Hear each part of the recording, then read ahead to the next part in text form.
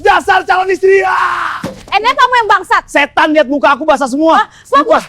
Apa nih? Hei, apa-apaan ini? Kau curang, dasar terpenipu. Sabar Bu, saya tidak salah. Sekarang batal pernikahan kita.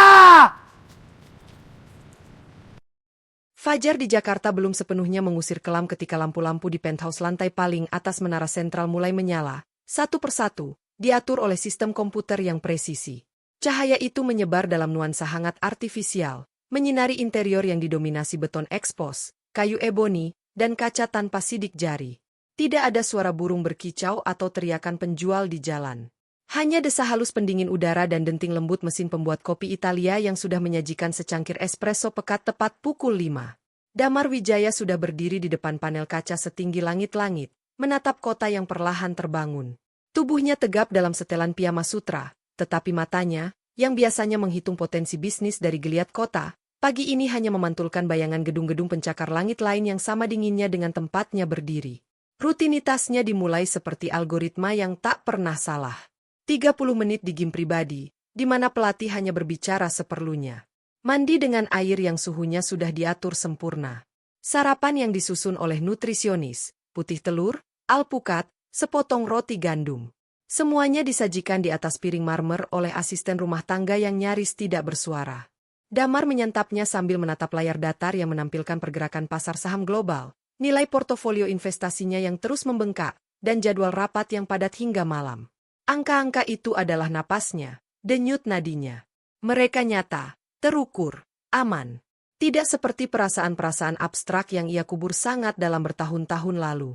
Mobil sedan hitam dengan kaca gelap sudah menunggu di basement. Sopirnya membukakan pintu dengan sikap hormat yang dingin.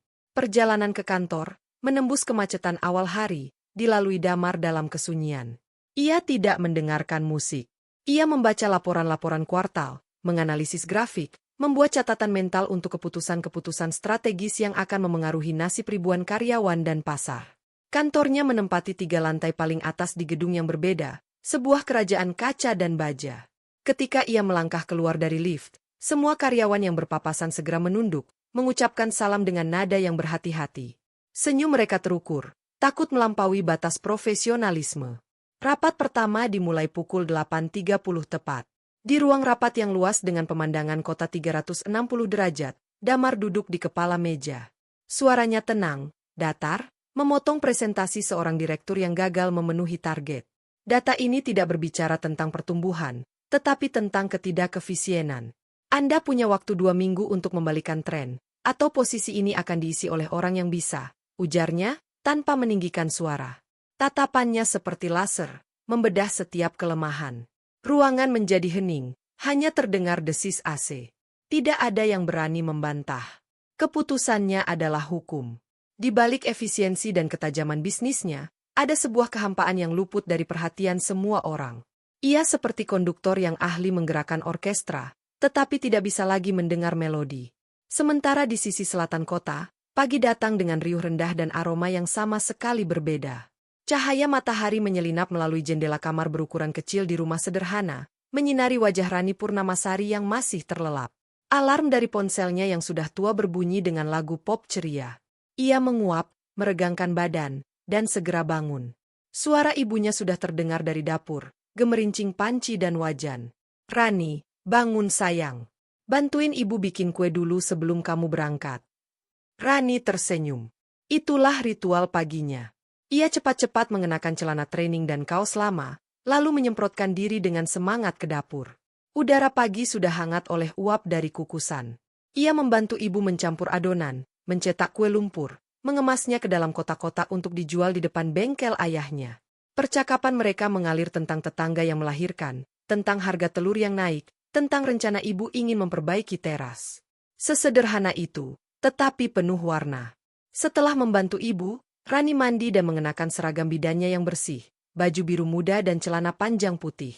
Ia mengepang rambutnya dengan cepat, menyematkan nama di dada, dan mencium pipi ibunya sebelum pergi. "Hati-hati di jalan, Nak. Jangan lupa makan siang." "Iya, Bu." Kendaraannya adalah sepeda ontel berwarna hijau yang sudah setia menemaninya sejak kuliah. Ia mengayuh pelan, menyusuri jalanan sempit di pemukiman padat. Ia menyapa Pak RT yang sedang menyapu halaman, melambai pada anak-anak yang berangkat sekolah, dan terkadang berhenti sebentar untuk menanyakan kabar ibu-ibu hamil yang dikenalnya. Dunianya adalah dunia senyuman, sentuhan di bahu, tawa riang, dan obrolan dari hati ke hati. Puskesmas tempatnya bekerja tidak megah. Bangunannya sederhana, catnya sudah kusam di beberapa tempat, dan ruang tunggunya selalu penuh. Namun, begitu ia melangkah masuk, segera ada yang menyapanya. Bu Bidan Rani. Anak saya kemarin batuknya sudah reda. Terima kasih ya obatnya. Rani, aku mau periksa lagi nih, perutnya keras. Ia meletakkan tasnya, langsung menyambut mereka dengan pelukan atau usapan di punggung. Shiftnya hari ini padat, memeriksa tekanan darah ibu hamil, memberikan penyuluhan gizi, menimbang bayi, menjahit luka kecil, dan mendengarkan keluhan para orang tua dengan sabar yang seolah tak terbatas. Tangannya, yang terampil dan lembut, menjadi alat utama kerjanya. Di sini, mata uangnya bukan uang, tetapi rasa percaya yang diberikan oleh para pasiennya. Kelelahan itu nyata. Terkadang ia harus menahan lapar karena antrian masih panjang, atau merasa frustasi karena keterbatasan obat dan peralatan. Tetapi, ketika ia memandang mata seorang ibu yang lega setelah mengetahui kandungannya sehat, atau mendengar tangisan pertama bayi yang ia bantu lahir, semua lelah itu terbayar lunas. Rasanya memuaskan, seperti ia benar-benar menjadi bagian dari sesuatu yang besar dan penuh arti. Sore hari, Damar menyelesaikan rapat terakhirnya. Jadwalnya seharusnya berakhir di sini, dilanjutkan dengan makan malam bisnis di restoran Prancis. Tetapi hari ini, sebuah kejenihan yang tak biasa menyergapnya. Pandangannya tertuju pada pemandangan kota yang mulai diterangi lampu-lampu neon. Gemerlap itu tiba-tiba terasa menusuk, mengingatkannya pada kesendirian yang menanti di penthouse yang sunyi. Sebuah impuls langka muncul. Ia membatalkan makan malamnya, mengirim sopir pulang, dan mengambil kunci mobil sedan biasa yang jarang ia pakai dari laci meja. Ia ingin menyetir sendiri, tanpa tujuan. Mobil itu meluncur pelan, menyusuri jalanan yang semakin ramai oleh orang-orang yang pulang kerja. Damar tidak mendengarkan navigasi. Ia hanya berkendara, membiarkan arus jalan membawanya. Dari wilayah bisnis yang megah, ia perlahan masuk ke kawasan yang lebih campuran, di mana gedung perkantoran berdampingan dengan ruko dan warung makan. Bau polusi bercampur dengan aroma makanan jalanan. Suara klakson lebih nyaring, dan kehidupan terasa lebih nyata. Dan di sebuah sudut, di bawah bayangan jembatan penyeberangan, cahaya lampu neon biru menyala redup dari sebuah gerobak kopi. Sebuah tenda biru sederhana dipasang di sampingnya, dengan beberapa bangku plastik dan meja lipat. Beberapa orang duduk di sana, ada yang sendiri sambil menatap ponsel, ada yang ngobrol dengan suara riang. Gerobak itu seperti oasis di tengah kesibukan. Tanpa berpikir panjang, Damar memarkir mobilnya di pinggir jalan dan mendekat. "Pesan apa, Pak?" tanya penjaga gerobak, seorang bapak setengah baya dengan sapu tangan di kepala. "Kopi hitam." "Tanpa gula," jawab Damar. Suaranya terdengar asing di telinganya sendiri di tengah keramaian ini. Ia membayar dengan uang tunai, menerima cangkir kertas hangat, dan memilih duduk di bangku paling pinggir, membelakangi jalan raya. Dari sini, ia bisa mengamati. Rasanya aneh. Dinginnya kaca kantor digantikan oleh angin malam yang lembab. Kesunyian penthouse digantikan oleh gemuruh mesin mobil, obrolan, dan denting gelas. Ia menyeruput kopinya. Rasanya kuat, kasar, dan sangat berbeda dari biji kopi single origin mahal yang biasa ia minum. Tapi ada kejujuran di dalam rasa pahit itu. Tak lama kemudian, datang seorang wanita. Ia turun dari angkutan umum, mengenakan jaket hoodie abu-abu di atas seragam biru yang masih terlihat. Wajahnya lelah, tetapi ada cahaya di matanya. Senyumnya tulus dan lepas ketika menyapa penjualnya. "Pak Darmin, teh jahe hangatnya ekstra jahe ya, hari ini dingin sekali." Suaranya jelas, hangat, seperti teh jahe yang ia pesan. Wanita itu, Rani, menerima cangkirnya, lalu memandang sekeliling mencari tempat duduk. Pandangannya berpindah dari meja ke meja, dan untuk sepersekian detik, ia bersinggungan dengan pandangan Damar yang diam-diam mengamatinya. Waktu terasa melambat. Di mata Rani, Damar hanya melihat seorang lelaki dengan kemeja necis yang tampak asing di tempat seperti ini, dengan ekspresi kosong yang sulit dibaca. Tidak lebih. Ia mengangguk sopan, lalu memilih duduk di meja lain, mengeluarkan ponselnya dan sepertinya membalas pesan. Tetapi bagi Damar, di dalam kelegaan dan kecerahan yang terpancar dari wajah wanita itu meski tubuhnya tampak lelah, ada sesuatu yang menusuk. Sesuatu yang sangat asing. Itu bukan senyum politis atau senyum terpaksa. Itu adalah senyum yang keluar karena rasa syukur atas secangkir teh hangat di penghujung hari yang melelahkan. Sebuah kepuasan sederhana yang sama sekali tidak ia kenal. Damar menunduk, menyeruput kopinya yang mulai dingin. Keramaian di sekelilingnya terus berlangsung, tapi di kepalanya terdengar hening. Ia tetap duduk di sana, jauh lebih lama dari yang ia rencanakan, menyaksikan wanita itu menyelesaikan tehnya, membuang cangkir ke tempat sampah, dan berjalan pelan menghilang di balik kerumunan orang. Gerobak kopi dengan tenda biru itu, dan bayangan singkat wanita bidan dengan senyum lepasnya, tiba-tiba menjadi satu-satunya hal yang terasa nyata dalam sehari penuh angka dan keputusan yang ia jalani. Ia belum tahu namanya. Belum tahu apa-apa. Tapi untuk pertama kalinya dalam bertahun-tahun, ada sebuah titik terang, sekecil apapun, di ujung terowongan kehampaan yang ia tinggali. Dan tanpa disadarinya, kakinya telah membawanya ke titik persilangan itu. Panas itu bukan sekadar sensasi fisik. Ia merambat, menusuk lapisan sutra setelan jas, membakar kulit, sebelum akhirnya mendarat tepat di pusat hampa yang selama ini bersarang di dada Damar.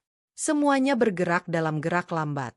Percikan cairan hitam pekat yang tumpah dari kristal tinggi di tangan Fanya, lengkungan alisnya yang naik penuh tantangan, dan denting cangkir yang jatuh dan menggelinding di lantai marmer. Kemudian barulah suara, desisan napas tercekat dari puluhan pasang mata yang menyaksikan, dan gemerisi gaun sutra Fanya saat ia berpura-pura tersandung dengan ekspresi pura-pura terkejut yang sama palsunya dengan senyum yang biasa ia tempelkan di pesta-pesta. Ya, Tuhan! Damar, maafkan aku. Aku benar-benar ceroboh, suara Fanya melengking, memecah kesunyian yang membeku. Namun kerusakan telah terjadi. Noda coklat kehitaman itu menyebar dengan cepat di atas kain berwarna abu-abu muda, seperti tinta hitam yang menodai kanvas putih yang sempurna. Tapi lebih dari noda di jas, adalah noda di atas reputasi, di atas harga diri. Damar berdiri bagaikan patung, tangannya masih terangkat setengah, sebuah pose konyol yang menunjukkan betapa ia tak siap. Di sekelilingnya, wajah-wajah kolega bisnis, rival, dan sosialita yang biasa memandangnya dengan hormat dan takut, kini dipenuhi oleh ekspresi lain, belas kasihan yang membuat jijik, rasa ingin tahu yang tak tersamar, dan di beberapa sudut, sedikit senyum puas dari mereka yang merasa iri dengan puncak yang ia tempati. Di balik semua itu, di balik denting musik piano yang masih mengalun lemah, terngiang teriakan seorang anak laki-laki dari 25 tahun yang lalu. Cengeng! Laki-laki tidak boleh menangis. Berdiri dan hadapi. Itu adalah suara ayahnya, Tatang Wijaya, ketika ia yang masih kecil terjatuh dari sepeda dan lututnya berdarah di depan teman-temannya. Air matanya ditahan hingga tenggorokan sakit. Rasa malu itu sama persis. Pedih, menusuk, dan menegaskan bahwa dirinya lemah, tidak pantas, dan harus disembunyikan. Kini, di ruang ballroom Hotel Bintang 5 yang berkilauan, di hadapan para orang penting, rasa malu itu kembali dengan kekuatan yang melipat gandakan. Tidak apa, Fanya, suara Damar akhirnya keluar, datar, hampir tanpa emosi, meski jantungnya berdebar kencang seperti drum perang. Ia mengambil napas dalam-dalam, mengunci setiap emosi yang hendak meledak di balik tembok kontrol yang telah ia bangun selama puluhan tahun. Ia menahan diri untuk tidak melihat ke bawah, tidak melihat noda yang pasti sedang menetes. Kecelakaan bisa terjadi pada siapa saja. Ia mengangguk ringan pada orang-orang di sekitarnya, sebuah isyarat kecil bahwa segalanya baik-baik saja, bahwa ini hanyalah gangguan kecil.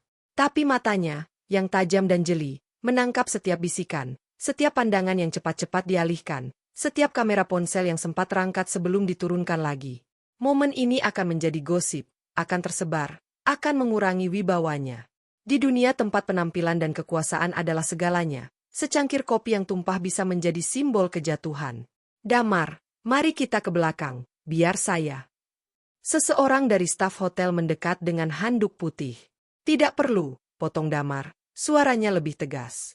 Ia membutuhkan keluar dari sini. Sekarang, ia tidak bisa membersihkan noda di depan mereka semua. Itu akan menjadi pertunjukan yang lebih memalukan.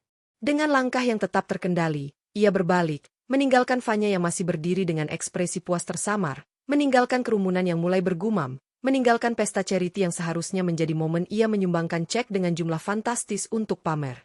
Ia berjalan menuju pintu keluar, punggungnya tegak, kepala tetap tinggi.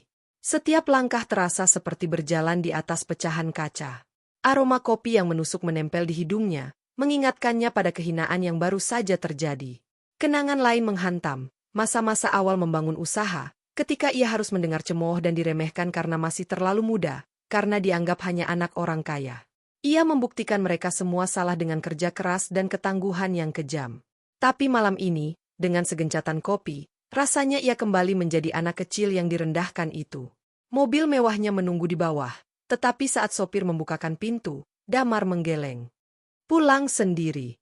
Saya akan bawa yang lain. Sopir itu terkejut, tetapi tidak berani membantah.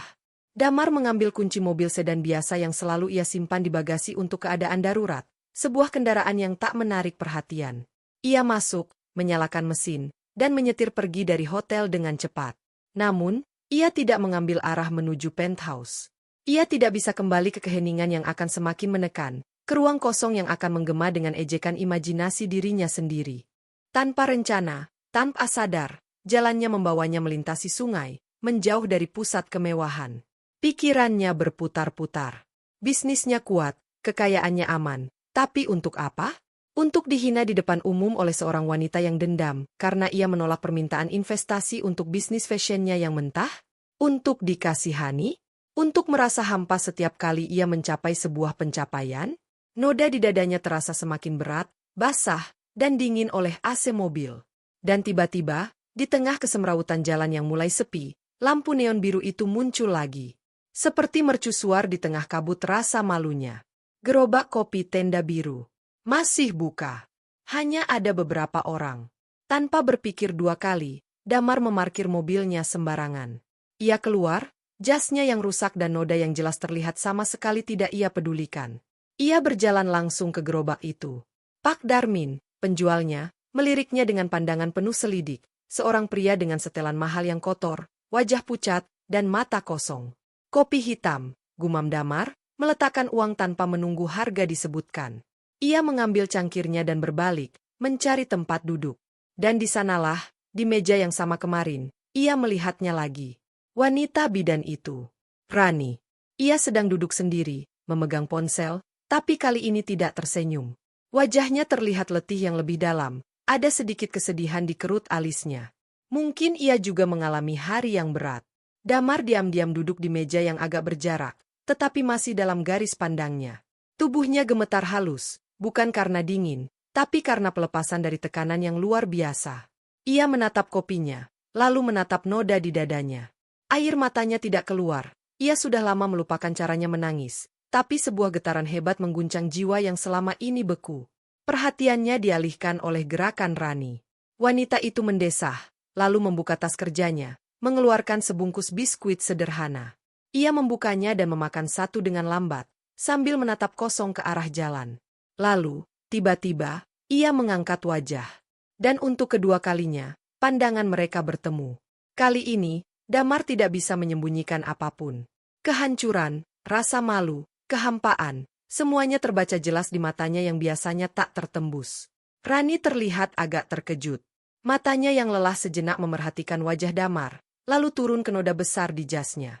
Tidak ada penilaian atau rasa ingin tahu yang vulgar di matanya. Hanya sebuah pengamatan yang tenang, mungkin sedikit empati. Dengan gerakan pelan, Rani membungkuk, mengambil sesuatu dari tasnya lagi. Ia berdiri, dan dengan langkah yang pasti, mendekati meja Damar. Damar menegang, tidak tahu apa yang diharapkan. Ibu saya selalu bilang, hal buruk di hari yang buruk bisa sedikit terobati dengan yang manis, ucap Rani dengan suara lembut, hampir terdengar di tengah gemuruh kota. Ia meletakkan sepotong biskuit coklat di atas tisu, di samping cangkir kopi Damar. Ini sisa dari jatah camilan anak-anak di puskesmas. Cobalah. Lalu, sebelum Damar bisa berkata apapun, sebelum ia bisa mengucapkan terima kasih atau menolak dengan sikap dinginnya, Rani sudah mengangguk dan berbalik, berjalan pergi, menghilang dalam kegelapan lorong kecil di samping gerobak kopi. Damar terduduk, terpaku. Ia menatap biskuit sederhana di atas tisu itu. Bau mentega dan coklat yang murah merambah menggantikan bau kopi yang menempel di bajunya. Perlahan, dengan tangan yang masih sedikit gemetar, ia mengambil biskuit itu dan memakannya. Rasanya terlalu manis, teksturnya remah. Bukan sesuatu yang akan pernah ada di dapurnya. Tapi di mulutnya yang pahit oleh kopi dan rasa malu, rasa manis itu terasa seperti sebuah pengakuan. Pengakuan bahwa ia terluka. Pengakuan bahwa ada seseorang, seorang asing, yang melihatnya bukan sebagai Damar Wijaya sang miliarder, tetapi hanya sebagai seorang lelaki yang sedang bermasalah. Air matanya tetap tidak keluar, tapi tembok es di sekeliling hatinya retak, sedikit saja. Ia duduk di sana hingga larut, hingga Pak Darmin mulai membereskan gerobaknya. Noda kopi di jasnya sudah mengering, menjadi bekas coklat yang permanen. Tapi di dalam dirinya, sesuatu yang beku mulai mencair, digantikan oleh sebuah keingintahuan yang aneh terhadap wanita bidan yang memberinya biskuit, dan keinginan yang tak tertahankan untuk merasakan lagi secuil kemanusiaan yang baru saja disentuhnya. Malam itu, Damar pulang dengan jas yang rusak, tetapi dengan sebuah resolusi diam-diam, ia akan kembali ke gerobak kopi tenda biru itu. Bukan untuk melarikan diri, tapi untuk mencari sesuatu yang baru saja ia cicipi, sesuatu yang lebih memuaskan daripada semua angka di rekening banknya. Bau kopi kering yang membandel masih menyengat dari setelan jas mahal itu, meski sudah dibersihkan oleh layanan khusus dry cleaning. Namun bagi Damar, aromanya seolah telah meresap ke dalam ingatan, menjadi parfum yang mengingatkannya pada rasa malu yang pedih dan sebuah biskuit manis di atas tisu. 3 hari telah berlalu sejak malam memalukan di Charity Gala, dan namanya masih menjadi bahan obrolan di kalangan tertentu. Ia mengetahuinya dari nada bicara para direktur yang terlalu hati-hati, dari pandangan sekretarisnya yang penuh iba yang cepat-cepat ia hindari. Dunia bisnis terus berjalan. Rapat-rapat penting terlaksana, keputusan strategis tetap ia buat dengan ketajaman yang sama. Tapi ada yang berbeda. Sebuah keheningan yang baru, bukan lagi sunyi yang hampa, melainkan keheningan yang menunggu. Setiap sore, pukul 19:15, sebuah ritme baru terbentuk. Setelah membatalkan semua makan malam bisnis yang tidak penting, Damar akan mengambil kunci mobil sedan tuanya dan menyusuri rute yang sama menuju gerobak kopi tenda biru. Ia tidak selalu bertemu Rani di sana. Tapi keberadaannya di gerobak itu, duduk di bangku plastik yang sama, menghirup kopi hitam pahit yang sama, memberinya sebuah anomali. Sebuah ruang tanpa tuntutan, tanpa ekspektasi, di mana dirinya yang penuh noda diterima begitu saja oleh kegelapan malam dan keramaian jalanan yang acuh. Hari keempat, ia mendapatkan apa yang tak disadari ditunggunya. Rani duduk di meja sebelahnya, wajahnya terlihat lebih lesu dari biasanya. Ia memegang cangkir teh jahe dengan kedua tangan, menatap uap yang mengepul dengan tatapan kosong. Damar, yang baru saja duduk dengan kopinya, memperhatikan dari sudut matanya. Ada goresan kekhawatiran di wajah wanita itu, berbeda dengan ketenangan yang ia tangkap di pertemuan sebelumnya. Tanpa pikir panjang, sebuah tindakan impulsif yang benar-benar asing baginya, Damar mengambil cangkir kopinya dan berpindah ke kursi di seberang Rani. Bunyi geseran kursi plastik membuat Rani mengangkat wajah. Matanya yang lebar sedikit berkedip, mengenali pria dengan setelan bagus yang selalu terlihat murung ini. "Boleh?" tanya Damar. Suaranya terdengar serak karena jarang digunakan untuk berbicara di tempat seperti ini. Rani mengangguk pelan. "Silakan." Diam yang canggung menggantung di antara mereka. Damar menyerup kopinya, mencari kata-kata. Ia ahli menyusun pidato untuk ribuan orang, tapi untuk memulai percakapan biasa dengan seorang bidan, otaknya terasa blank. "Kopi Pak Darmin memang paling cocok untuk menemani pikiran yang berat," ucap Rani tiba-tiba, suaranya lembut mencoba memecah kebekuan. Damar menatapnya. "Apakah pikiran Anda juga berat?" Rani menarik napas, lalu tersenyum kecil yang tidak mencapai matanya. "Hari ini, cukup berat. Seorang ibu muda, usia kandungan baru 7 bulan, harus kami rujuk ke rumah sakit karena preeklampsia berat. Kondisinya kritis. Saya menemani suaminya yang masih sangat muda, ketakutan, tidak punya biaya." Ia menatap tehnya. "Kami berusaha menghubungi bantuan sosial, mengumpulkan dana dari tetangga, tapi rasanya tidak pernah cukup. Kehidupan dan kematian seringkali hanya dipisahkan oleh selembar kertas rujukan dan sejumlah uang." Kata-kata itu jatuh seperti batu ke dalam kolam sunyi di dalam diri Damar. Ia terbiasa dengan angka-angka besar, triliunan rupiah yang berpindah dalam transaksi, tapi kata "tidak pernah cukup" yang diucapkan Rani terasa nyata, mengakar pada bumi, pada tarikan napas seseorang. Apakah akhirnya selamat?" tanya Damar. Suaranya lebih rendah. "Kami belum tahu. Masih diicu." Rani mengusap pelupuk matanya yang tiba-tiba lembab. "Maaf. Saya tidak seharusnya membebani Anda dengan cerita saya." "Tidak," bantah Damar cepat. "Tidak apa-apa. Saya bertanya. Itu jujur. Ia ingin tahu. Ingin memahami sumber kelelahan dan kepedulian yang terpancar dari wanita ini. Lalu, Anda..." Rani balik bertanya, menatap langsung ke matanya. "Kopi di sini biasanya menjadi pelarian. Untuk apa Anda melarikan diri?" Pertanyaan sederhana itu menusuk tepat sasaran. Damar menatap noda kopi imajiner di dadanya. Ia tidak bisa bercerita tentang Cherry Tigala, tentang Fanya, tentang bisnisnya. Tapi ada kebenaran lain yang bisa ia bagi. Saya merasa, hidup ini seperti daftar tugas yang tak pernah habis. Ia mulai, hati-hati memilih kata. Semua terukur, terencana. Tapi ketika semua tercapai, yang tersisa hanya ruang kosong. Dan kadang, sesuatu terjadi yang mengingatkan kita bahwa di balik semua pencapaian, kita bisa dipermalukan, dibuat merasa tidak berharga, hanya dalam hitungan detik. Rani mendengarkan dengan saksama, tanpa menghakimi. Seperti noda kopi di jas bagus, ujarnya halus, matanya melirik ke arah dada Damar yang sekarang bersih. Damar terkesiap, lalu mengangguk pelan. Ya, seperti noda yang tak bisa hilang sepenuhnya. Saya punya banyak noda di seragam saya, kata Rani. Senyum kecil yang tulus akhirnya muncul. Noda darah, noda obat, noda air ketuban. Setiap noda punya ceritanya sendiri. Tentang pertarungan, tentang kehidupan baru, tentang harapan. Mungkin noda di jas Anda juga punya cerita yang perlu didengarkan, bukan hanya dicuci. Damar terdiam, terpana oleh perspektif yang sama sekali baru. Selama ini, ia melihat noda itu sebagai aib, sesuatu yang harus dihapus. Rani melihatnya sebagai bagian dari narasi hidup. Anda melihat dunia dengan cara yang berbeda, gumam Damar. Saya melihat orang, bukan dunia, jawab Rani. Setiap orang yang datang ke puskesmas membawa cerita dan perjuangannya masing-masing. Tugas saya bukan menghakimi cerita mereka, tapi membantu mereka melewati bab yang sulit. Mungkin, Anda juga hanya sedang melewati bab yang sulit. Percakapan mereka mengalir setelah itu, lebih lancar. Rani bercerita tentang pasien-pasiennya, tentang sukacita kecil ketika bayi lahir sehat, tentang frustasi ketika obat habis. Damar mendengarkan, benar-benar mendengarkan. Ia bertanya tentang detail yang tak pernah ia pikirkan, bagaimana cara menenangkan ibu yang takut, apa yang dirasakan saat pertama kali menolong persalinan. Rani menjawab dengan gamblang, penuh passion yang membuat matanya berbinar meski tubuhnya lelah. Sebaliknya, Damar tetap berhati-hati. Ia memperkenalkan diri sebagai Dimas, pegawai bank level menengah yang stres dengan target. Ceritanya ringan, tentang tekanan kerja, tentang atasan yang sulit. Rani menerimanya tanpa curiga, kadang memberikan saran sederhana yang justru terdengar sangat bijak dari kacamata kehidupan yang dijalaninya. Kadang kita terjebak memandang langit, sampai lupa bahwa tanah tempat kita berpijak juga butuh perhatian, ucap Rani di suatu titik. Mungkin coba turunkan pandangan sekali-sekali, Mas Dimas.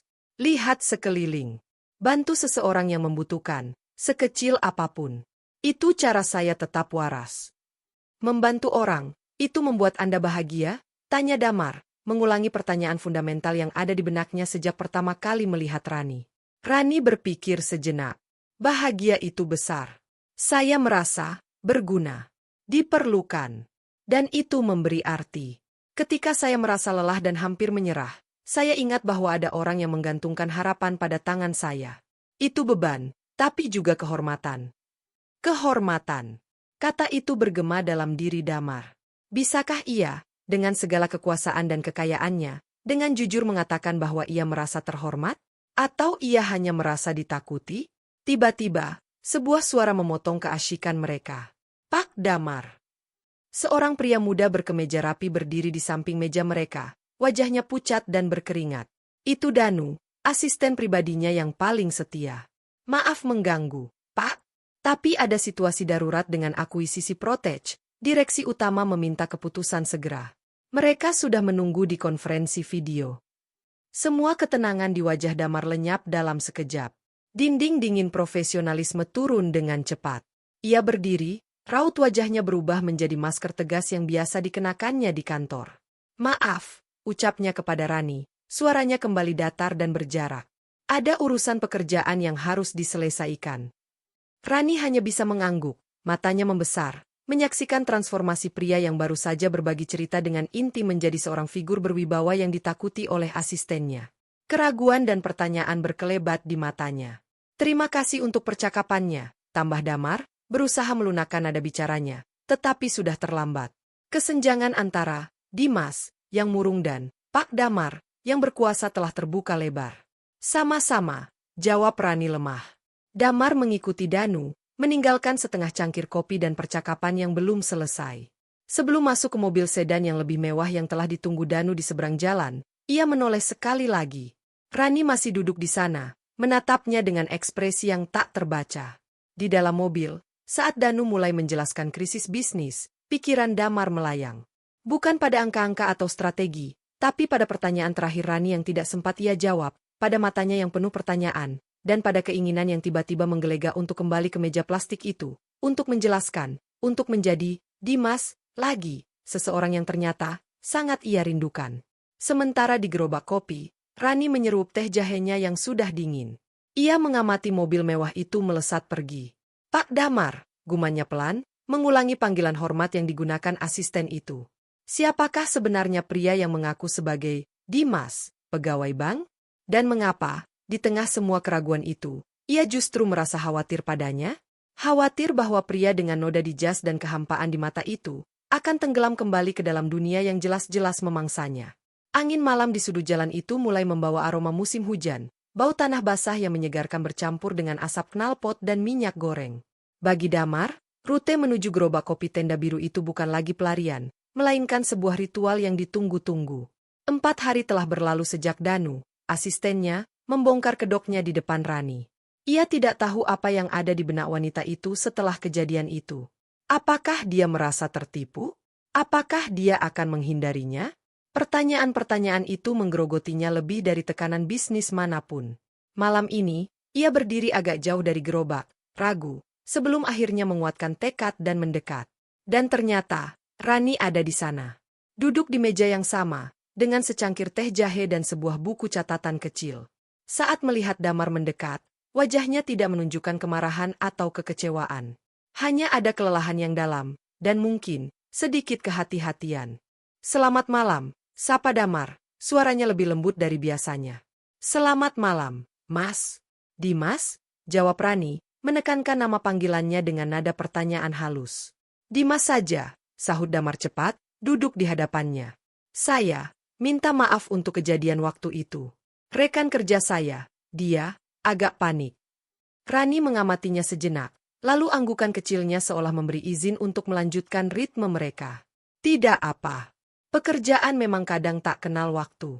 "Masih dalam pengejaran target?" tanyanya, mencoba mengembalikan percakapan ke zona nyaman sebelumnya.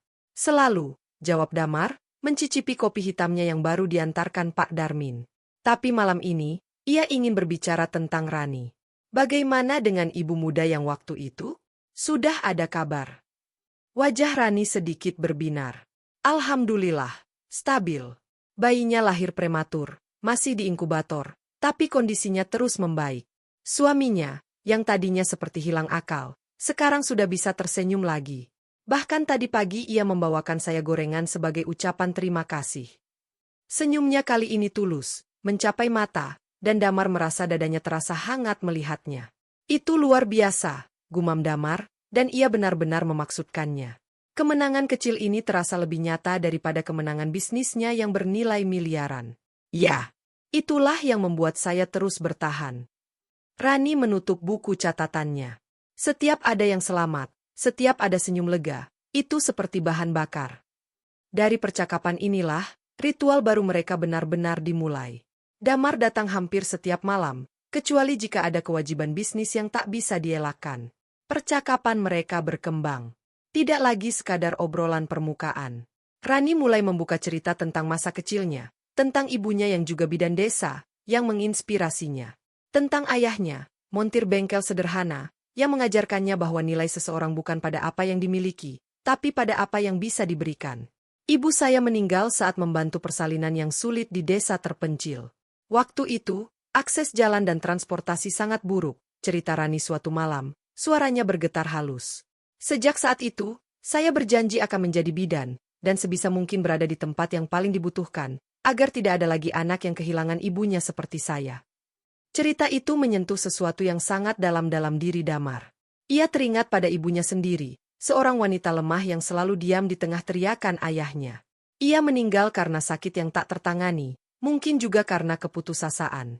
Damar menyimpan air matanya saat pemakaman, karena ayahnya berkata, "Laki-laki tidak menangis."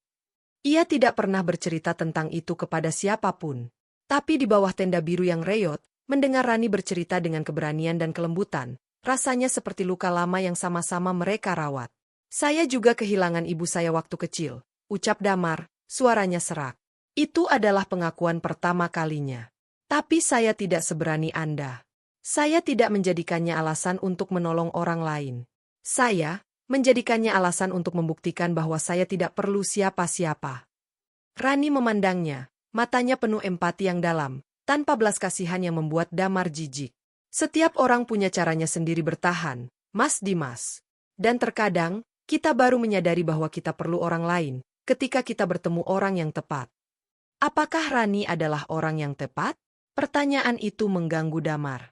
Tapi malam-malam berikutnya, ia membiarkan dirinya tenggelam dalam ritual ini. Ia mulai memperhatikan lebih dari sekadar kata-kata Rani. Ia melihat caranya menyapa Pak Darmin dan selalu menanyakan kesehatan istrinya. Ia melihat bagaimana Rani menyisihkan uangnya untuk membeli vitamin tambahan bagi pasien yang kurang mampu, atau bagaimana ia dengan sabar membantu seorang nenek buta huruf mengisi formulir bantuan sosial. Suatu malam, saat hujan rintik-rintik mulai turun, seorang anak jalanan, kuyup basah, mendekati gerobak dengan mata lapar. Rani, tanpa pikir panjang, memesan sepiring nasi campur dan menyuruh anak itu duduk di bawah tenda. Ia mengobrol dengannya, menanyakan namanya, memberinya jaket hoodie cadangannya. Damar menyaksikan semuanya dengan hati berdegup kencang. Ia yang terbiasa menyumbang miliaran melalui yayasan tanpa pernah bertemu penerimanya, tiba-tiba melihat langsung makna dari sebuah tindakan memberi. Ia melihat cahaya di mata anak itu, dan kehangatan di senyum Rani. Itu nyata. Tanpa disadarinya, Damar mulai berubah. Di kantor, ia masih tegas. Tapi keputusannya mulai dipertimbangkan ulang. Ketika sebuah proposal pemutusan hubungan kerja massal untuk efisiensi muncul di mejanya, wajah Rani dan anak jalanan itu tiba-tiba muncul. Ia menolak proposal itu, memerintahkan tim untuk mencari alternatif lain, pelatihan ulang, realokasi. Para direktur terkejut. Itu bukan keputusan Damar Wijaya yang mereka kenal. Kedoknya sebagai Dimas mulai goyah. Suatu malam, saat asyik mendengarkan Rani bercerita tentang program kesehatan ibu dan anak yang ingin ia mulai di pemukiman kumuh, sebuah suara yang familiar memanggilnya. Pak Damar? Wah, tidak menyangka bertemu Anda di sini. Seorang rekan bisnis level menengah, pria bernama Hendra, berdiri dengan setelan lengkap, tampak baru keluar dari acara. Wajahnya penuh keheranan dan sedikit pujian terselubung, seolah menemukan rahasia kecil bos besar. Damar membeku. Darahnya terasa dingin. Ia melihat Rani, yang wajahnya berubah dari cerah menjadi penuh tanda tanya besar. Hendra, sapa Damar pendek, dengan nada yang berusaha mengakhiri percakapan. Sungguh rendah hati, Pak. Mampir merasakan kopi kaki lima ya? Hendra terkekeh, lalu sadar mungkin ia mengganggu. Maaf, saya tidak bermaksud. Silakan dilanjutkan. Salam untuk direksi utama ya, Pak. Ia lalu pergi dengan cepat, meninggalkan keheningan yang pecah di meja mereka. Rani menatap Damar. Pak Damar, ucapnya perlahan, menguji kata itu di lidahnya. Damar menutup mata, berusaha menyusun penjelasan. Rani, saya. Tapi Rani mengangkat tangannya. Tidak perlu. Suaranya datar, terluka. Saya mengerti. Bos besar butuh hiburan sesekali. Turun ke bawah, melihat bagaimana rakyat kecil hidup, merasakan kehidupan sederhana. Itu wajar. Ada sarkasme halus di nadanya yang lebih menyakitkan daripada teriakan. Bukan seperti itu, bantah Damar, suaranya mendesak. Ini bukan hiburan. Ini satu-satunya hal yang membuat saya merasa masih bernapas. Rani berdiri, mengambil tas dan bukunya. Matanya berkilat, mungkin oleh air mata atau hanya cahaya neon. Anda tahu, saya percaya setiap kata yang Anda katakan selama ini. Tentang tekanan, tentang kehampaan. Saya pikir kita berbagi sesuatu yang nyata. Tapi ternyata, bahkan nama pun Anda tidak bisa memberi yang asli.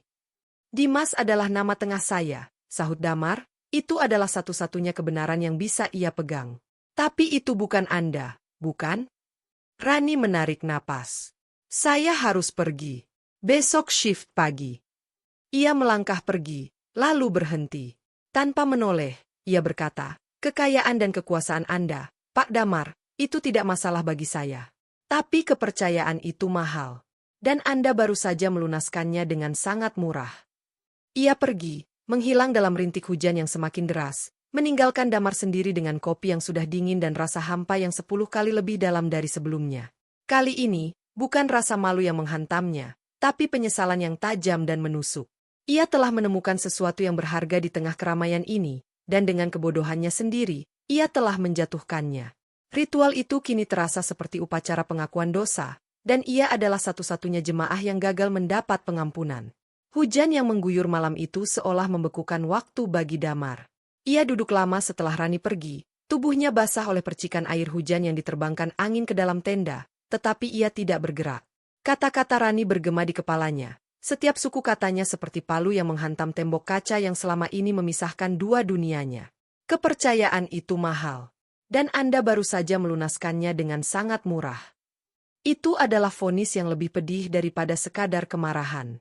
Itu adalah kekecewaan yang dalam, dari seseorang yang melihatnya bukan sebagai simbol, tetapi sebagai manusia, dan manusia itu telah mengecewakannya. Seminggu berlalu dalam kehidupan Damar yang terbagi. Di satu sisi, mesin bisnisnya terus bergerak dengan kecepatan penuh. Ada krisis besar yang sedang dihadapi, akuisisi strategis atas sebuah perusahaan teknologi yang tengah sekarat, PT Inovasi Mitra Karya. Perusahaan itu mempekerjakan 300 karyawan, mayoritas adalah insinyur dan tenaga ahli yang loyal namun kini menghadapi PHK massal karena manajemen yang buruk. Dewan direksi mendesak Damar untuk membeli asetnya saja, mencabik-cabik perusahaan, mengambil teknologi dan kliennya, lalu membuang sisanya, termasuk 300 karyawan itu, ke pasar tenaga kerja yang sudah jenuh. Itu adalah keputusan bisnis yang rasional, efisien, dan akan menambah kekayaan grup Wijaya miliknya. Tapi setiap kali ia melihat angka-angka di spreadsheet, yang terlihat adalah wajah Rani. Wajahnya saat bercerita tentang ibu muda yang selamat, tentang anak jalanan yang kedinginan, tentang nilainya sebagai bidan yang berguna. Bisakah ia, Damar Wijaya, masih disebut berguna jika keputusannya menghancurkan ratusan keluarga? Konflik ini menggerogotinya. Ia menunda keputusan, mengecewakan para direksi yang mengerutkan kening melihat ketidakpastiannya yang tak biasa. Di sisi lain hidupnya, ada kehampaan yang lebih menyiksa. Ia tetap datang ke gerobak kopi setiap malam, dengan harapan yang memudar. Rani tidak pernah muncul. Pak Darmin, si penjual, suatu kali berkata, "Neng Rani kayaknya lagi sibuk, Pak. Atau mungkin ganti jadwal." Ada simpati samar di mata pria tua itu, seolah ia memahami lebih dari yang ia ungkapkan. Damar hanya mengangguk, duduk di meja yang sama, meminum kopi yang sama, tetapi rasanya kini sepahit racun. Ia merindukan suara Rani, tawanya, caranya memandang dunia. Ia merindukan Dimas yang bisa ia mainkan, karena sebagai Dimas, itulah ia merasa paling jujur. Pada hari ke-8, badai datang dari arah yang tak terduga. Damar baru saja keluar dari pertemuan yang menegangkan dengan direksi. Keputusannya untuk menyelamatkan PT Inovasi Mitra Karya secara utuh, dengan melakukan restrukturisasi dan memberikan penyegaran manajemen, ditentang keras. Mereka menganggapnya sentimental, lemah. Perdebatan itu meninggalkan rasa pahit. Dalam keadaan pikiran yang kacau, ia kembali ke pelarian satu-satunya. Gerobak kopi. Dan hari itu, Rani ada di sana. Duduk sendiri, tapi wajahnya tak lagi menunjukkan kelelahan biasa. Ada kemarahan yang membeku di matanya, bahunya tegang. Ia sedang menatap sesuatu, atau seseorang, di seberang jalan. Damar mengikuti pandangannya, dan darahnya seolah membeku. Di sana, berdiri dengan sikap congkak di bawah payung pembantu, adalah Fanya. Gaun kaktail warna fuchsianya menyala kontras dengan lingkungan kumuh. Wajahnya tertutup kacamata hitam besar tetapi senyum sinisnya tak tersamarkan. Ia sedang berbicara dengan seseorang di telepon, tetapi matanya menatap langsung ke arah gerobak kopi, ke arah Damar. Ternyata benar, bisik Damar pada dirinya sendiri, rasa mual menyerang. Fanya pasti menyelidikinya. Tanpa bisa dicegah, Fanya menutup teleponnya dan mulai melangkah menyeberang. Tinggi heelsnya berdetak di aspal basah. Semua mata di sekitar gerobak kopi tertuju padanya, sebuah sosok asing dari planet lain yang mendarat di tengah-tengah mereka. Damar berdiri, sebuah insting perlindungan yang tiba-tiba muncul. Ia ingin melindungi tempat ini, melindungi Rani, dari racun yang dibawa Fanya. Tapi terlambat. Fanya sudah sampai di depan tenda, mengabaikan sepenuhnya Pak Darmin yang melotot, dan mengarahkan senyum manisnya yang penuh racun pada Damar. "Damar, sayang. Akhirnya kutemukan di mana kau bersembunyi belakangan ini." Suaranya seperti sirene yang palsu. Lalu, dengan sengaja, Ia memalingkan wajahnya ke Rani, matanya menyapu dari ujung kepala sampai kaki seragam bidan yang sederhana itu, dengan tatapan merendahkan yang tak tersembunyi. Oh, maaf. Apa aku mengganggu, kencanmu? Jadi ini alasannya ya, kau membatalkan semua janji denganku dan para investor? Untuk nongkrong di kubangan seperti ini dengan, oh, what is this? Nurse. Rani membeku di tempat duduknya. Pipinya memerah, bukan karena malu, tapi karena kemarahan yang mendidih. Ia menatap Fanya, lalu menatap Damar, dan di matanya yang biasanya hangat, sekarang ada api. Fanya, cukup, geram Damar, suaranya rendah namun penuh peringatan. Pergi dari sini. Kenapa? Aku hanya ingin tahu apa yang begitu istimewa dari tempat kumuh ini sampai-sampai Damar Wijaya, demi Titicon, rela menyamar jadi rakyat jelata. Fanya menyeringai. Ia melangkah lebih dekat ke meja Rani, mencondongkan tubuh. Dia bahkan memberimu nama palsu, kan? Sayang, jangan tertipu olehnya. Dia hanya bosan. Orang seperti dia membutuhkan hiburan, sesuatu yang eksotis, dari dunia bawah. Kau hanyalah proyek amal sementara. Setiap kata seperti sabetan cambuk. Damar melihat Rani mengatupkan rapat bibirnya, tangannya mengepal di atas meja. Ia ingin mencekik Fanya saat ini juga. Dia tidak seperti itu. Suara Rani tiba-tiba keluar, jernih dan keras, memotong ketegangan. Semua orang, termasuk Fanya, terkejut. Dia mungkin berbohong tentang namanya, tentang pekerjaannya. Tapi dia tidak pernah berpura-pura tentang kesedihannya, tentang kehampaannya. Dan itu tidak akan pernah jadi hiburan bagi siapapun. Fanya tertawa kecil, dingin. Naif sekali. Kau pikir kau mengenalnya? Dia adalah salah satu pengusaha paling kejam di kota ini. Dia bisa membantai ratusan karyawan besok tanpa berkedip hanya untuk menambah digit di rekeningnya. Kau dan tempat kumuh ini hanyalah distraksi. Saat itulah, ponsel di Sakurani berdering keras. Lagu ringtone khusus yang ia pasang untuk puskesmas. Ia melihat layarnya, dan wajahnya berubah pucat. Darah di tubuh Damar seolah membeku saat melihat ekspresi itu. Rani berdiri begitu cepat hingga kursinya nyaris terjatuh. Ia menatap Damar, dan di matanya yang penuh konflik, kemarahan, kekecewaan, rasa sakit. Namun ada satu hal lain yang lebih kuat, tanggung jawab. Ada keadaan darurat. Ibu hamil di puskesmas, perdarahan, katanya singkat. Suaranya tegang. Ia tidak punya waktu untuk drama ini. Fanya masih ingin berkata sesuatu, tapi Rani sudah mendorong tubuhnya untuk berlari. Saat ia melewati Damar, ia berhenti sejenak, tatapan mereka bertemu. Apakah benar? Tanya Rani, suaranya bergetar namun jelas. Apa yang dia katakan tentang ratusan karyawan, itu benar. Damar tidak bisa berbohong lagi. Tidak di hadapan mata yang telah melihat ke dalam jiwanya yang paling hampa. Ia mengangguk, pelan, rasa bersalah yang luar biasa menghancurkannya. Air mata yang selama ini ditahan Rani akhirnya meledak, mengalir deras di pipinya.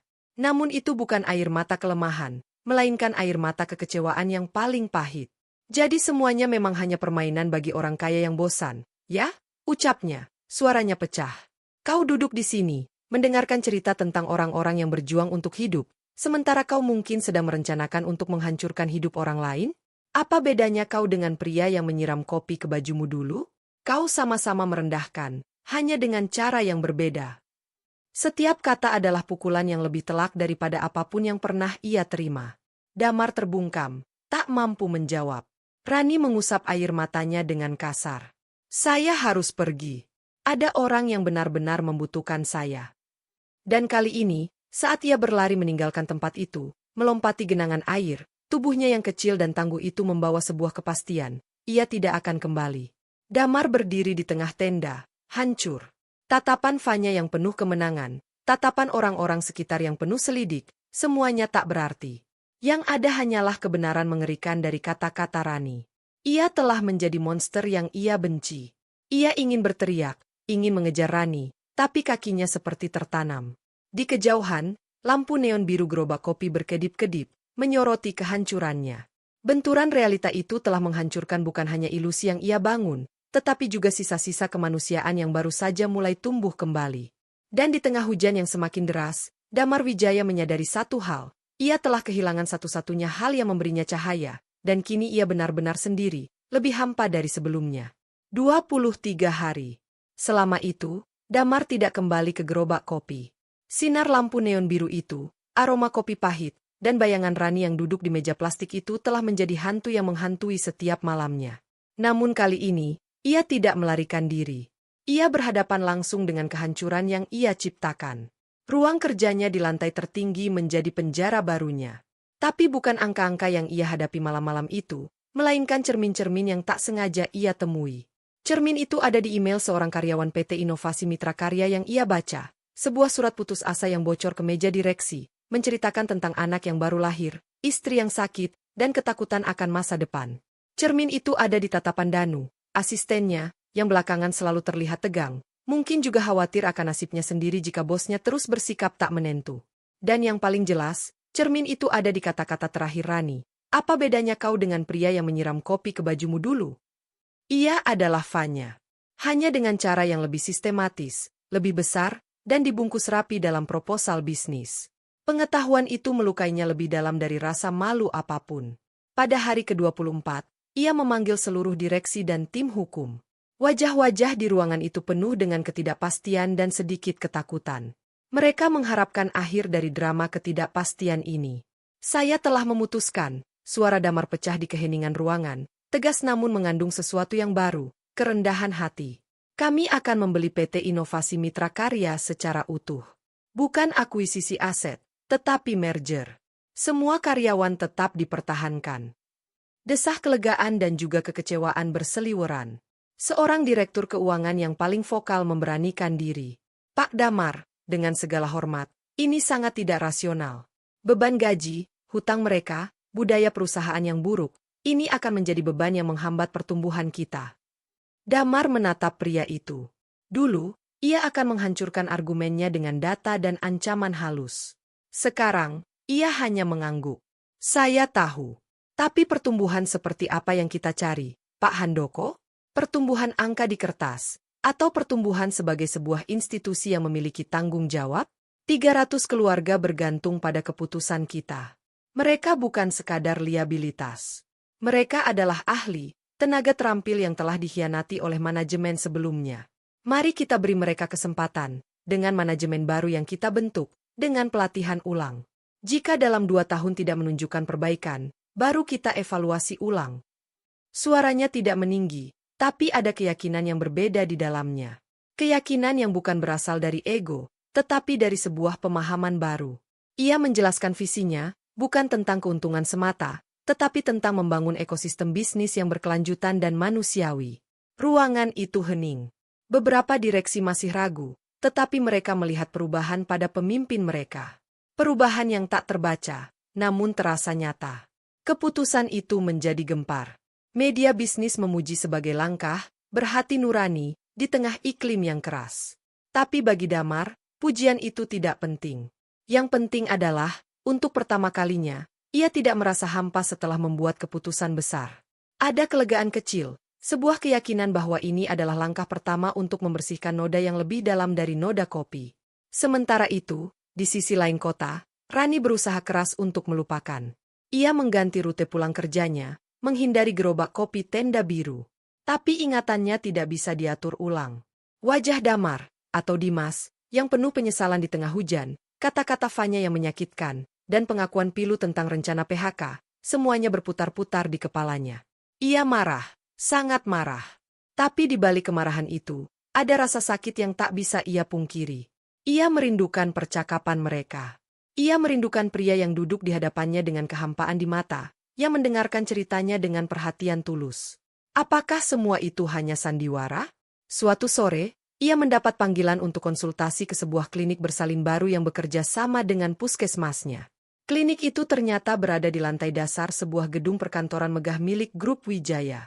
Jantungnya berdebar kencang saat membaca nama itu di plang. Ia hampir membatalkan, tapi rasa profesionalisme dan tanggung jawab pada pasien yang dirujuk ke sana mengalahkan perasaan pribadinya. Pertemuan dengan dokter di klinik berlangsung lancar.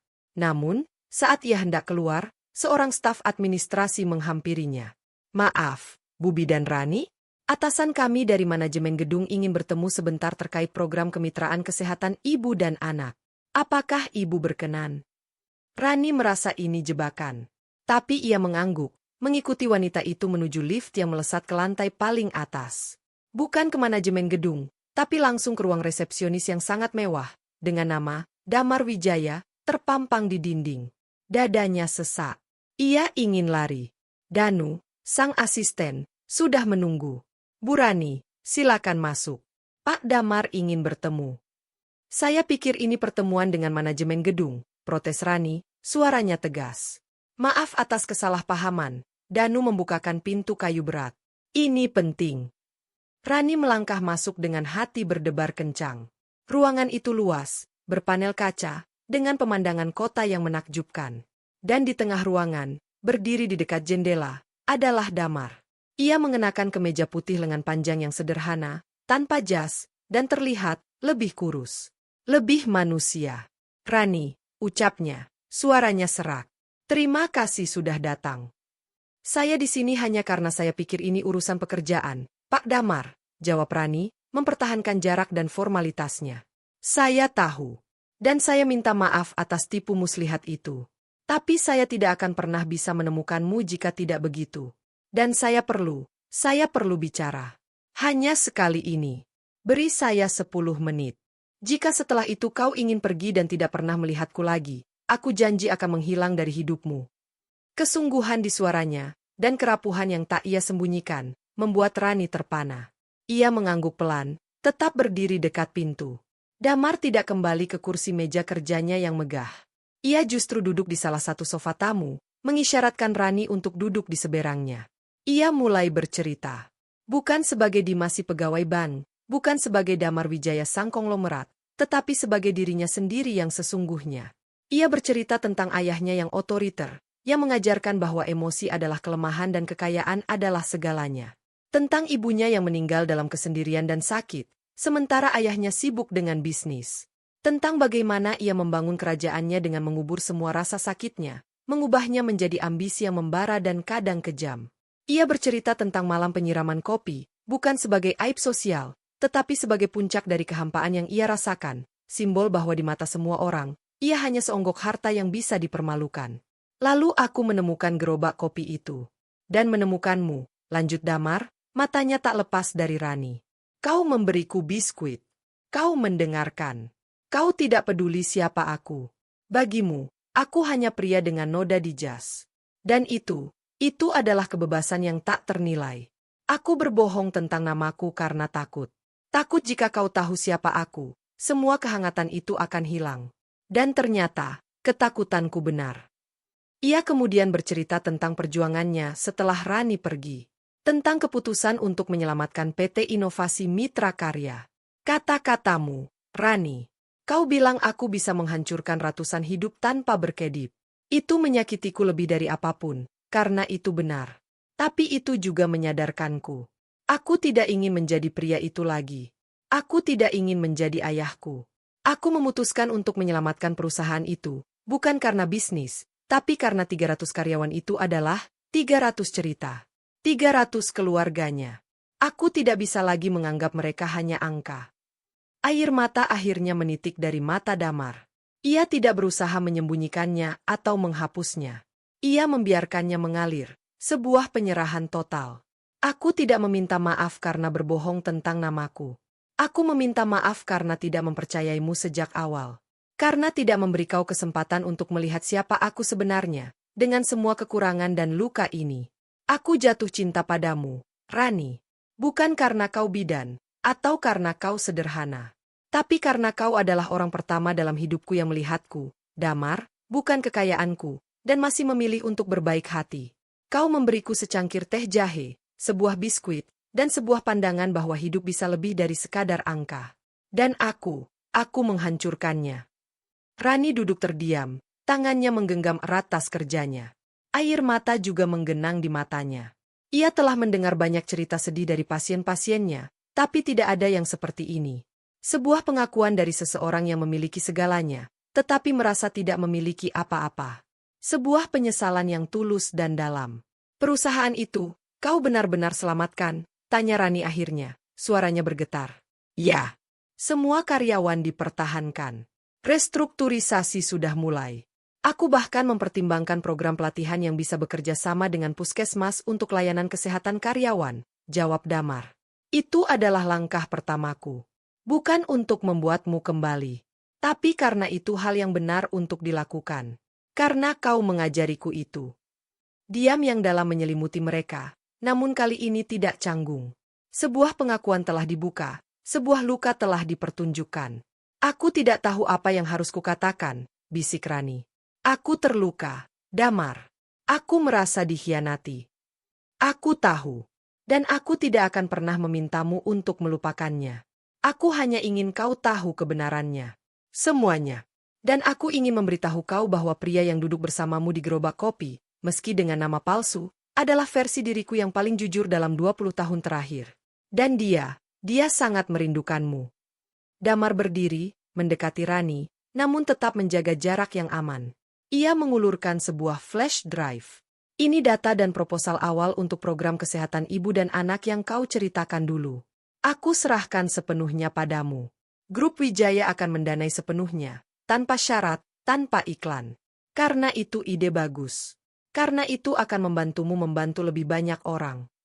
Rani menerima flash drive itu, perasaannya campur aduk. Kebencian, kekecewaan, namun juga ada sesuatu yang lain, sebuah pemahaman, dan mungkin, sisa-sisa perasaan yang tidak bisa ia dustai. 10 menitku sudah habis, ucap Damar, tersenyum getir. Terima kasih sudah datang, Rani. Dan terima kasih untuk segalanya. Rani melihat ke arah pintu, lalu kembali menatap Damar, pria yang kini berdiri di hadapannya dengan semua topengnya terbuka, rapuh, dan menangis. Ia mengambil napas dalam-dalam. Kopi di gerobak itu, ucap Rani pelan. Rasanya lebih enak jika diminum sambil hujan-hujanan. Damar tertegun, tidak yakin dengan apa yang baru saja ia dengar. Rani tidak berkata lebih. Ia memutar badan dan berjalan keluar ruangan, meninggalkan Damar sendirian dengan pertanyaan dan secerca harapan yang tiba-tiba membakar di dalam dadanya. Ia tidak meminta maaf, tidak berjanji.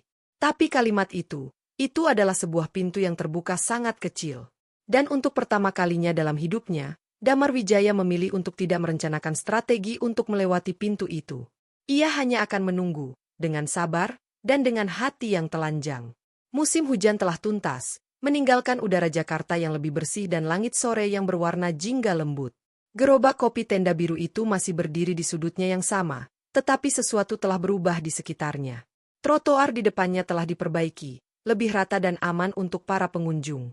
Sebuah papan kecil bertuliskan, Darmin keluarga, tergantung dengan bangga di sisi gerobak, menggantikan tulisan spidol yang luntur.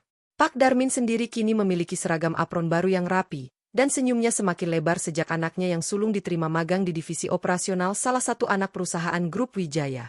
Ia tidak pernah bertanya, tetapi ia tahu. Semua perubahan baik yang tiba-tiba mengelilingi gerobak kopinya itu ada hubungannya dengan pria berkemeja necis yang dulu selalu murung, dan bidan baik hati yang sering menemaninya. Di dalam tenda, di meja yang sama yang menjadi saksi bisu pertemuan, pertengkaran, dan pengakuan mereka, Damar dan Rani duduk berhadapan. Namun suasana di antara mereka bukan lagi diam yang hampa atau ketegangan yang menyakitkan. Ada sebuah keheningan yang nyaman, diisi oleh senandung kota dan denting sesekali cangkir yang dicuci. Damar tidak lagi menyamar.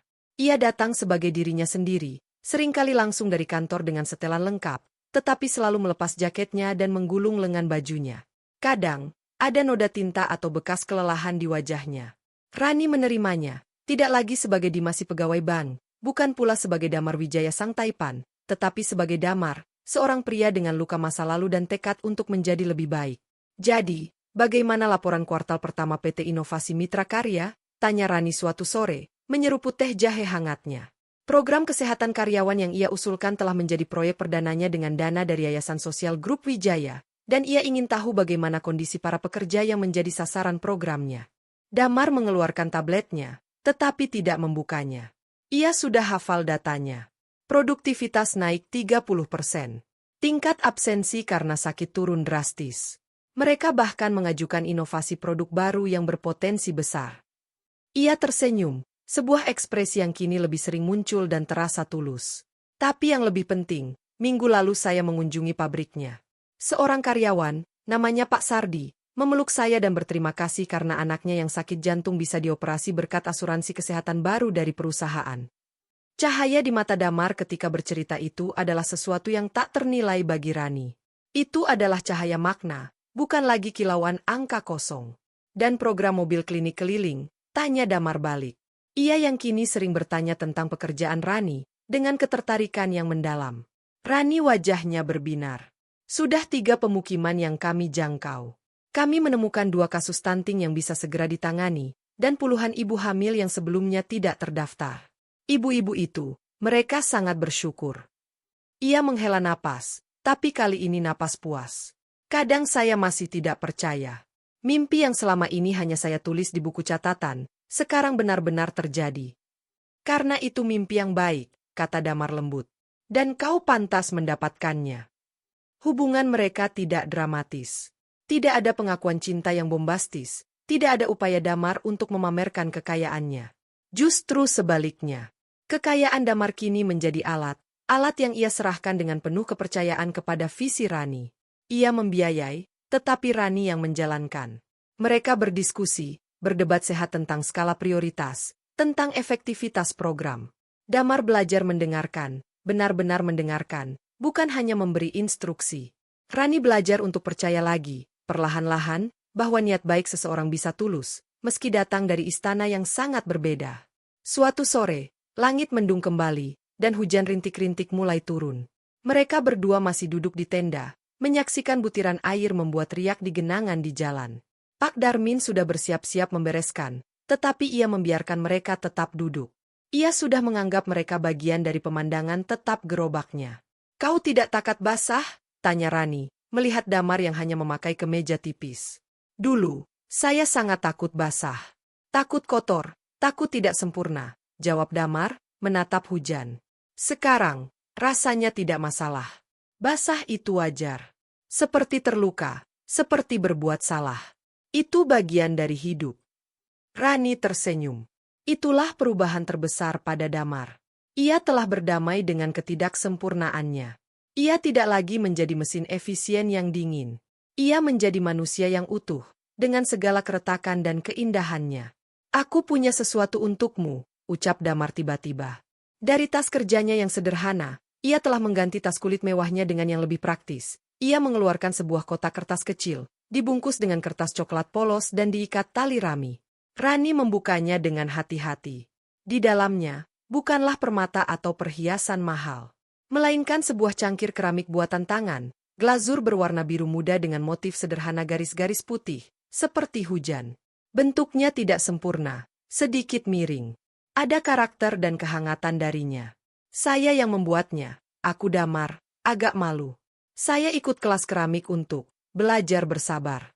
Untuk menerima bahwa tidak semua hal harus sempurna sesuai rencana. Cangkir pertama yang tidak retak. Maukah kau memakainya? Rani memegang cangkir itu, merasakan teksturnya yang agak kasar namun nyata di telapak tangannya. Air matanya menggenang. Hadiah ini lebih berharga dari apapun. Ini adalah simbol perjalanan Damar, usahanya untuk menjadi lebih manusiawi, dan pengakuan bahwa kehidupannya yang baru pantas untuk dinikmati dengan sesuatu yang sederhana, buatan tangan, dan penuh ketulusan.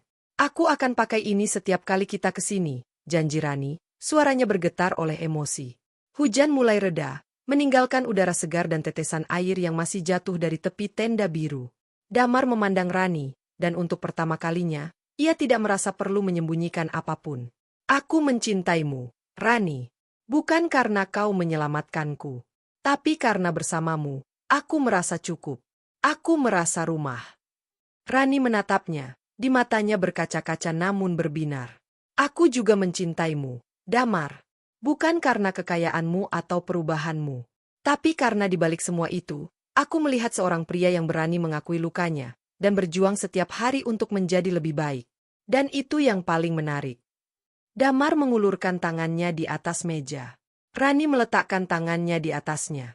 Tidak ada cincin, tidak ada janji muluk. Hanya sebuah sentuhan, hangat, dan penuh pengertian. Kopimu sudah tidak panas lagi, ucap Rani, menunjuk ke cangkir kertas Damar yang sudah hampir habis. Damar tersenyum, lepas dan bahagia. Ia melihat ke cangkir keramik biru milik Rani, lalu ke wajahnya yang bersinar dibasahi cahaya lampu neon yang temaram. Tidak apa. Sekarang aku lebih suka yang hangat-hangat saja. Mereka tertawa bersama, suara tawa mereka yang ringan menyatu dengan deru kota yang tak pernah tidur. Di gerobak kopi tenda biru itu, di tengah hujan rinai yang membersihkan kota, dua dunia yang tadinya bertolak belakang telah menemukan titik temu mereka. Bukan dalam kemewahan atau pengorbanan, tetapi dalam penerimaan, dalam proses penyembuhan bersama, dan dalam cinta yang tumbuh perlahan dari puing-puing kehampaan dan luka. Damar telah menemukan artinya, dan Rani telah menemukan sekutunya. Dan di atas meja plastik yang sederhana itu, di antara cangkir keramik buatan tangan dan secangkir kopi yang hangat, hidup yang sesungguhnya baru saja dimulai.